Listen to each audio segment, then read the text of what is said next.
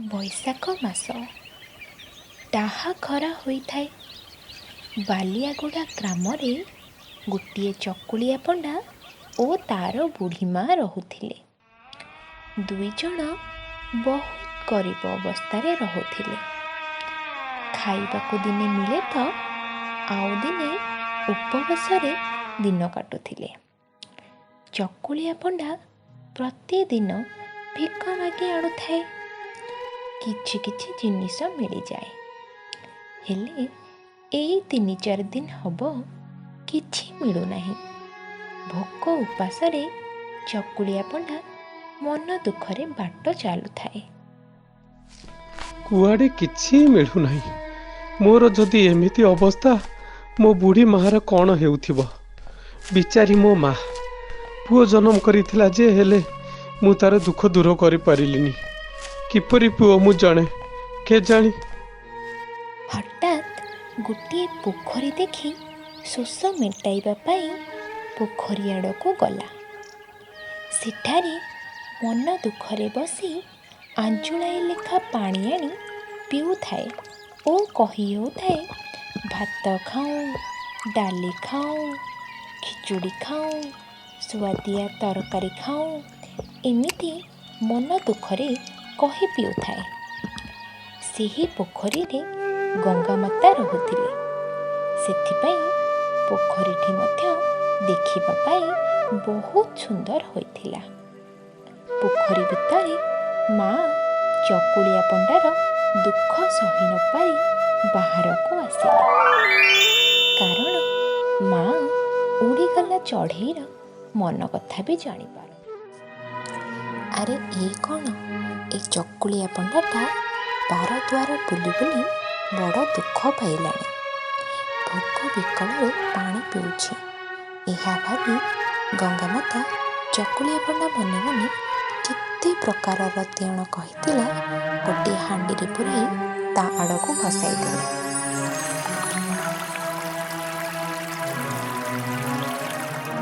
ଆରେ ଏ ହାଣ୍ଡି କୁଆଡ଼ୁ ଆସିଲା? କୁଆଡ଼ୁ କିଛି ତ ନଥିଲା। ଦେଖି ଦେଖି ଏଥିରେ କ'ଣ ଅଛି? ସେ ହାଣ୍ଡିରେ ଏତେ ପ୍ରକାର ଖାଦ୍ୟ ଦେଖି ମନେ ମନେ ବହୁତ ଖୁସି ହୋଇଗଲା। ଭୋକ ବିକଳକୁ ମନ ଖୋଜୁଥିବା ଖାଦ୍ୟ ଦେଖି ସେ ନିଜକୁ ସମ୍ଭାଳି ପାରିଲାନି। ହାଣ୍ଡି ଖୋଲି ଖାଇଗଲା। ଆଉ ଖାଇସାରିବା ପରେ, ଆରେ ମୁଁ ତ ଖାଇସାରିଲିଣି, ମା ପାଇଁ ଯାଉଛି ନେଇଯିବି। ମା ଖାଇସାରି ଯାହା ବଞ୍ଚିବ ତାକୁ ମା ପୁଅ ମିଶି ରାତିରେ ଖାଇଦେବୁ। ଏତିକି କହି ଚକୁଳିଆ ପଣ୍ଡା ହାଣ୍ଡିକୁ ମୁଣ୍ଡ ଉପରେ ରଖି ଚାଲି ଚାଲି ଗଲା। ହାଣ୍ଡିକୁ ଶିକା ଉପରେ ଥୋଇ ସପ ଖଣ୍ଡେ ପାରି ଅଚିନ୍ତା ନିଦରେ ଆରାମରେ ଶୋଇପଡ଼ିଲା। ବୁଢ଼ୀ ଘର ଭିତରକୁ ଆସି ଦେଖେ, ଆରେ ଏ କ'ଣ, ଆଜି ଏମିତି ଆରାମରେ ଶୋଇଛି? ଆଉ ଏ ଘର କ'ଣ ଏମିତି ଦିବ୍ୟ ଭୋଜନରେ ମହମହ ହୋଇ ବାସୁଛି? ବୁଢ଼ୀ ଘର ଭିତରକୁ ପଶି ଶିକା ଉପରେ ଥିବା ହାଣ୍ଡିକୁ ଦେଖିଲା। ବୁଢ଼ୀ ଆଶ୍ଚର୍ଯ୍ୟ ହୋଇ ଦେଖିଲା ଓ ହାଣ୍ଡି ଭିତରେ ଥିବା ଦିବ୍ୟ ଭୋଜନକୁ ଆରାମରେ ବସି ପେଟ ପୂରାଇ ଖାଇଲା। ଆରେ ବା, ଏମିତି ସୁସ୍ୱାଦ ଭୋଜନ ସବୁଦିନ ଖାଇବାକୁ ମିଳନ୍ତା କି? ଦିନ ଯାଇ ରାତି ଆସିଲା। ଜହ୍ନ ଆଲୁଅରେ ଘର ବାରଣ୍ଡାରେ ମା ପୁଅ 2 ଜଣ ବସିଛନ୍ତି। ଆରେ ପୁଅ, ଆଜି ଏ ସୁସ୍ୱାଦ ଭୋଜନ କୋଉଠୁ ପାଇଲୁ? ଏଣେ ତେଣେ ଦେଖି ମା ପାଖକୁ ପାଖେଇ ଆସିଲା। ଆଜି କିଛି ଭିକ୍ଷା ନ ମିଳିବାରୁ ମନ ଦୁଃଖରେ ନଈ କୂଳରେ ବସିଥିଲି।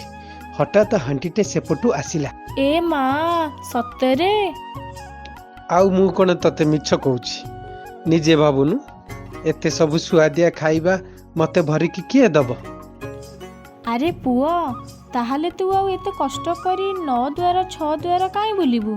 କାଲି ପୁଣି ସେଇ ପୋଖରୀ କୂଳକୁ ଚାଲିଯିବୁ, ଆରାମରେ ହାଣ୍ଡିଟିଏ ନେଇ ଆସିବୁ ଯେ ଆମେ ଆରାମରେ ମା ପୁଅ ଦିନ ସାରା ଖାଇବା। ଆଉ ତାପରେ ସବୁଦିନ ଚକୁଳିଆ ପଣ୍ଡା ପୋଖରୀ କୂଳକୁ ଆସି ସେମିତି ଭାତ ଖାଉଁ, ଡାଲି ଖାଉଁ କହି ପାଣି ପିଇ ମାଗେ। ଆଉ ହାଣ୍ଡିଟିଏ ତା ନିକଟକୁ ଭାସି ଆସେ। ସେ ସେମିତି ନିଜେ ପେଟ ପୂରା ଖାଇ ବାକିତକ ଘରକୁ ନେଇ ଆସେ। ତାଙ୍କର ଆଉ ଚିନ୍ତାଦକ ନଥିଲା। ସେ ଦୁଇଜଣ ଆଉ ଦୁଃଖ ଧନ୍ଦା ବି କରିଲେ ନାହିଁ। ଦିନେ ମା ପୁଅ ପ୍ରତିଦିନ ସେହି ଖାଇବା ଖାଇ ଖାଇ ଆଜି କିଛି ନୂଆ ଖାଇବେ ବୋଲି ବିଚାରିକି ଚକୁଳିଆ ପଣ୍ଡା ବାହାରିକି ଯାଇଛି। ପଲାଉ ଖାଉଁ, କ୍ଷୀରି ଖାଉଁ, ମିଠା ଖାଉଁ। ଆରେ ଏ ତ ଦିନକୁ ଦିନ ଭାରି ଲୋଭୀ ହେଇ ଯାଉଛନ୍ତି। ୟାଙ୍କୁ ମାନେ ଦବାକୁ ପଡ଼ିବ।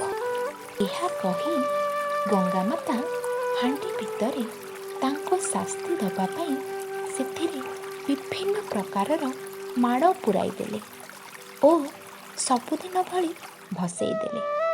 ଚକୁଳିଆ ପଣ୍ଡା ଏମିତି ଚାହୁଁଥାଏ କେତେବେଳେ ହାଣ୍ଡି ଆସିବ। ହାଣ୍ଡି ଆସିଲା କ୍ଷଣି ସେ ଆଉ ବିଳମ୍ବ ନ କରି ହାଣ୍ଡିଟା ଖୋଲି ଦେଇଛି। ତାପରେ ତାକୁ ଗୋଟିଏ ଚାପୁଡ଼ା ଲାଗିଲା। ପରେ ଗୋଇଠା, ବିଧା, ଚାପୁଆ, କହୁଣିଆ, ରାମ୍ପୁଡ଼ା ସବୁ ମାଡ଼ ବସିଲା। ଇଏ ବୋଉ, ଇଏ ମା, ବାପା, ଖୁଡ଼ି। ତାପରେ ତା ମୁଣ୍ଡକୁ କ'ଣ ବୁଦ୍ଧି ପଶିଲା କେଜାଣି ସେ ଢାଙ୍କୁଣୀକୁ ବନ୍ଦ କରିଦେଲା। ଇଏ ସବୁ ମା ପାଇଁ ହେଲା। ସେ ବୁଦ୍ଧି ଦେଲା ବୋଲି ସିନା ମୁଁ ଆସିଲି। ମୁଁ ଏ ହାଣ୍ଡିକୁ ନେଇ ଘରକୁ ଯିବି। ମୁଁ କାହିଁ ଏକା ମାଡ଼ ଖାଇବି। ପରେ ସେ ହାଣ୍ଡିକୁ ନେଇ ଘର ଉପର ଶିକାରେ ରଖିଦେଲା ଓ ବିପଦକୁ ଏଡ଼ାଇବା ପାଇଁ ବାହାରକୁ ପଳେଇଲା। ପୁଅ ପୁଅରେ ଏ ବାପ ଏ ମା, ଏ ବାପ ଏ ମା। ଉପରୁ ଶୂନ୍ୟବାଣୀ ହେଉଥାଏ, ଖାଅ କେତେ ଖାଇବ ଖାଅ, ଅଳସୁଆ କାମଚୋର କେତେ ଖାଇବ ଖାଅ।